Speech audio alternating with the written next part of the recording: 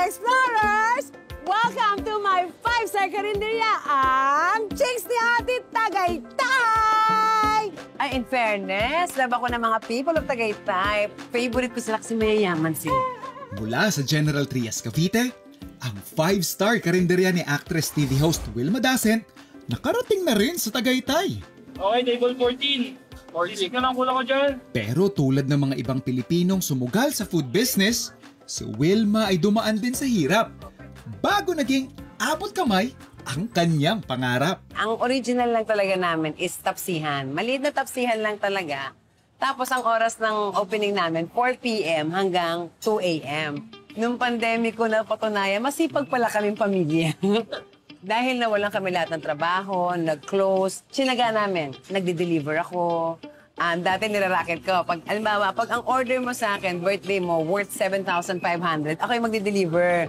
So, dala kang mic, kakantahan kita ng happy birthday, aayusin kasi kakantahan kita happy birthday. Siyempre, pa-thank you ako eh. So, may mga ganun kami. And then, siguro nakita rin ng mga tao yung hard work ng family. 6 kaming pamilya, laban na to. Ang sabi ko sa mga anak ko, pag hindi nyo kami tinulungan, hindi ko kayo pakakainin. Natakot naman. In fairness, ang laking food. So that's how we started as a family business. At nang lumago ang kanyang karinderya empire, lumaki rin ang kanyang Chicks ni Otit family. So this is my kitchen. I make sure na malinis at maayos yung kitchen. Or else, lagot sila sa akin. May kusin ba ang chef mo bagets?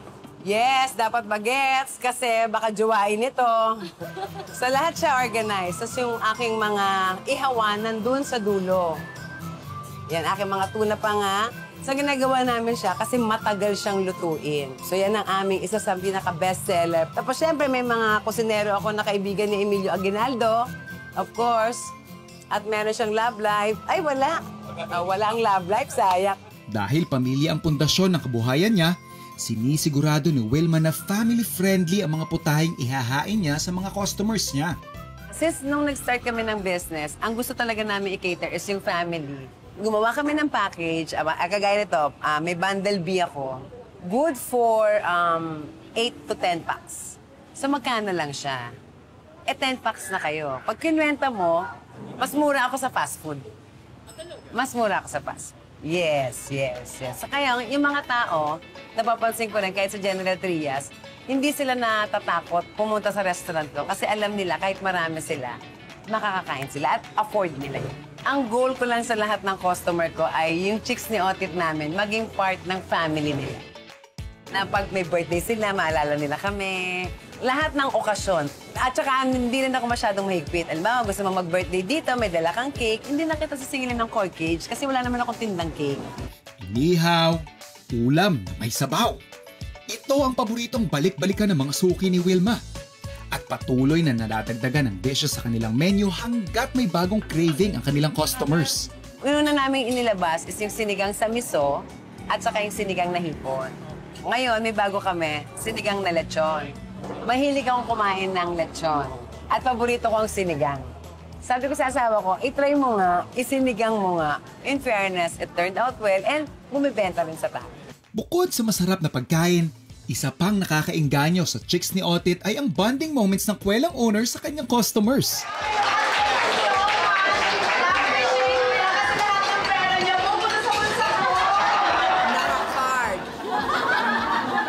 Sa 5-star karinderya, card.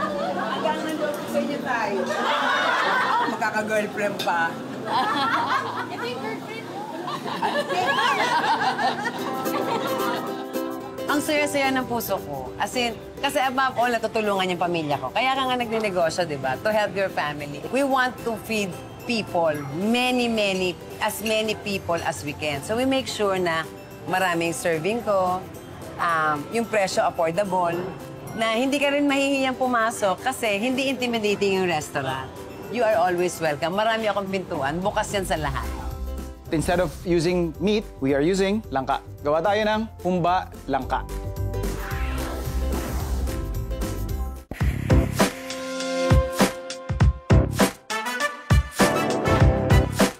Hi everybody, this is Coach Julie and these are my top favorites.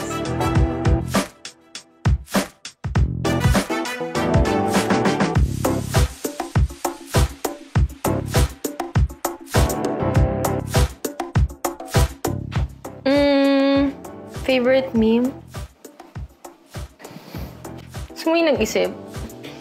Ano ba yung mga memes? Oh my God, ano ba yung mga memes na sobrang nauso before? Oh my God, ang hirap. Alam mo yung parang yung parang nakaganon yung sa may image. Oo. Yun yung lagi kong lagi kong nakikita. Yun yung ganon. Hindi ko siya ma-explain sorry parang nakaganon. Bastas kung ano-ano yung mga nakasulat. Minsan kasi iniiba-iba nila.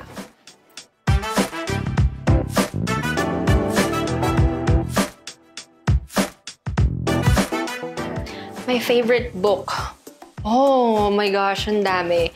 Ano na lang, yung Mortal Instruments series.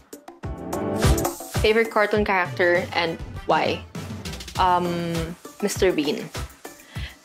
Wala, kasi talagang kahit ilang beses ko siyang panoorin, hindi ako nagsasawa. Actually, yung cartoon and yung live na Mr. Bean.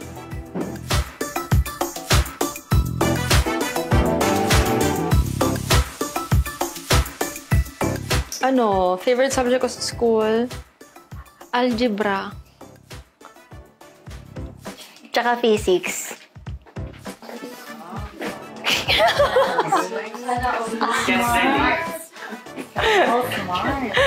Kasi gusto ko yung mga formula Gusto ko yung mga yeah.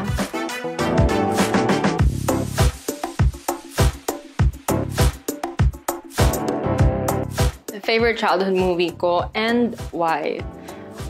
Cinderella. I don't know. Basta every time na kikita ko yung Cinderella, like kunwari, may featuring na movie dun sa particular site na yun. Tapos makikita ko Cinderella. Parang yun yung movie na kahit kailan hindi ako magsasawang panoorin. Yun. Tsaka, I don't know, it brings back so much memories nung bata ako. Tsaka palagi kasing pinapanood namin yun ng mga kapatid ko. Actually, yung sister ko na sumunod sa akin. Yun, bonding namin yun palagi. Like kami nanonood na Snow White, Cinderella, Beauty and the Beast. Ayun.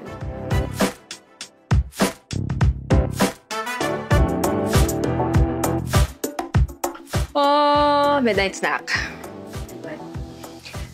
Wala lang. Kasi parang, masarap kasi usually pag nanonood ng mga movies, diba? Minsan umaabot ng midnight. So, syempre kapag nanonood ng movie, palagi may kapartner ng midnight snack yun. That's it mga kapuso. Thank you so much for watching. I hope you guys enjoyed. And abangan nyo po, malapit na po ang The Voice Kids. And don't forget to like and subscribe to ATM Adventure Taste Moments.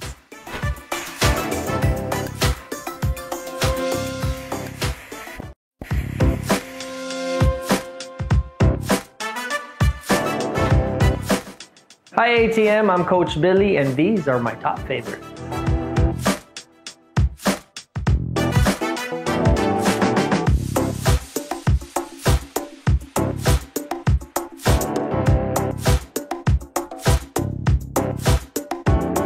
It's hard to say, puro bastos kasi. To be honest, not for kids.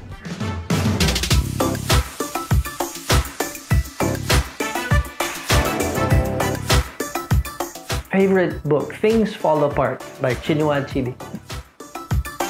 Marami to.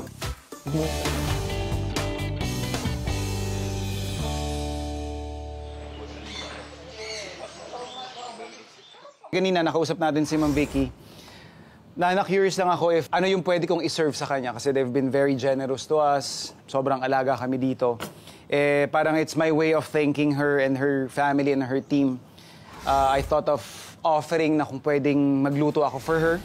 And she just mentioned na, yun nga, she'd be very interested of my, siguro, version ng humba. But instead of using meat, we are using langka. Gawa tayo ng humba langka. So I have a pan here. I'm just gonna add in olive oil and yung ating sugar. So basically, we're going to make a caramel. One technique that I normally do whenever I'm using or doing my own version of pork humba. Yun nga sa atin, typically mga Batanggenyo style ng humba. Kailangan kasi nito ng deep color. We are able to achieve that by doing this technique wherein para tayo magbabanana Q. So pag nakuha na natin yung amber shade or medyo yung parang nasa orangey shade ng color, saka natin ihahalo yung iba pa nating ingredients. After I have achieved yung color ng ating caramel, I'm just gonna add in our aromatics. Marami talaga akong nilagay na luya dyan. And yung ating langka.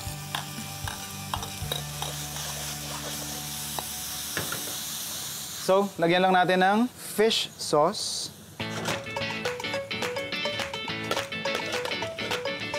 And then some pepper. And yung ating gata. So yung recipe natin, very straightforward lang tayo. Wala na tayong ibang, kumbaga kakaiba pang technique or ingredients na ilalagay. Gusto kong ipakilala yung kinalakihan kong version ng humba by doing yung matamis na caramel ginawa natin kanina. So by doing that technique, I'm hoping na it would translate and try somehow explain kung ano ba yung version na ini-enjoy ko personally pag pinatikim na natin kina Ma'am Vicky.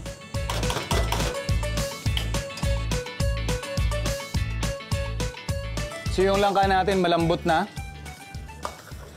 Nag-dark na rin yung color nung parang pinakasabaw niya. And then, I'm just gonna add a touch of anato. Hindi ko lang din siya sinama doon sa matagalang luto. Gusto ko lang kasi ma-retain yung floral flavors na meron yung ating anato seeds na in-infuse doon sa parang tubig na nilagay natin. So we're just gonna add more fish sauce para lang makuha natin yung mas gusto nating timpla and some salt. And pwede tayo mag-serve.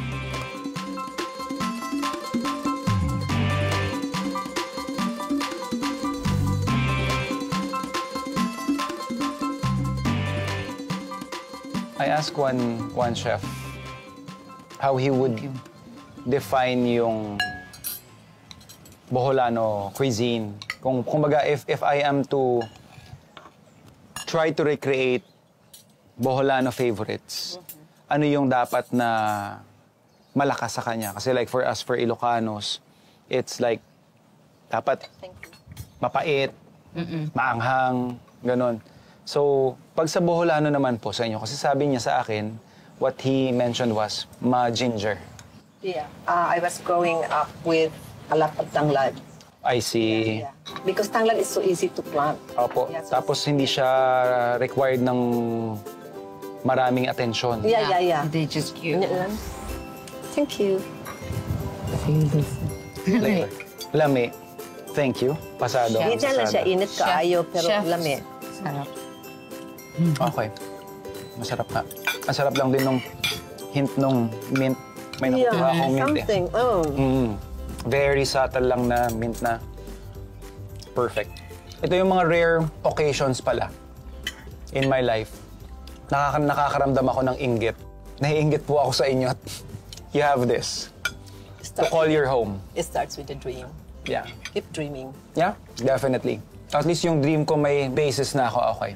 So, eto. Hindi yung ini-imagine ko lang. Parang ganito, overlooking, tahimik. Peaceful. But the term for this one is more of, you go back for it. Yeah. No? You keep wanting more.